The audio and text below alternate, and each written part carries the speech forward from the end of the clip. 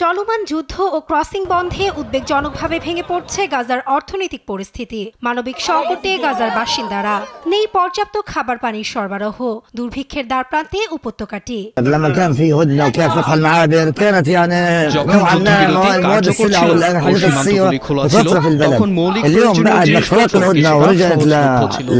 এখন যুদ্ধবিরতি ভেঙে যাওয়ায় সবকিছু বন্ধ হয়ে গেছে।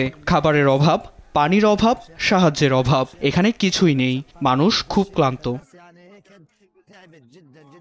রয়টার্সের ফুটেজে দেখা যায় পণ্য কিনতে বাজারে ভিড় করছেন বহু মানুষ। তবে দাম বেড়েছে নিত্য প্রয়োজনীয় খাবার সহ জ্বালানি পণ্যেও। এতে চরম অস্বস্তিতে ক্রেতা সাধারণ। এর পেছনে 1 মাস ধরে খাদ্য সহায়তা প্রবেশ বন্ধ থাকাকে দুষছেন স্থানীয়রা।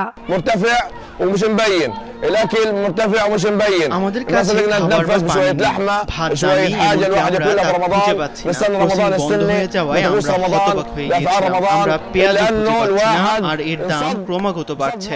এখন পেঁয়াজের দাম 6 থেকে 8 শেকেল। মানুষ কিভাবে তা কিনবে? আমরা এখন অনাহারে বাস করছি। আটার দাম ক্রমাগত বাড়ছে। জীবনযাত্রার অবস্থা কঠিন।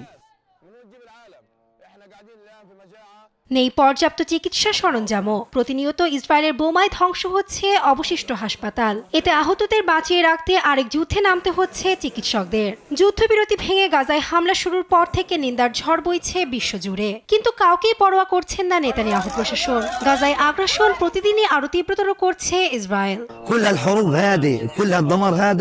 এই সমস্ত যুদ্ধ ও ধ্বংসযজ্ঞ অন্যায্য। মানুষকে জেগে উঠতে হবে। আমেরিকান ইসরায়েলি বর্বর আগ্রাসনের বিরুদ্ধে কথা বলতে হবে। এখানে শিক্ষা, স্বাস্থ্যসেবা, খাবার, পানি, ঔষধ কিছুই নেই। এমনকি সাহায্যও আসছে খুবই কম।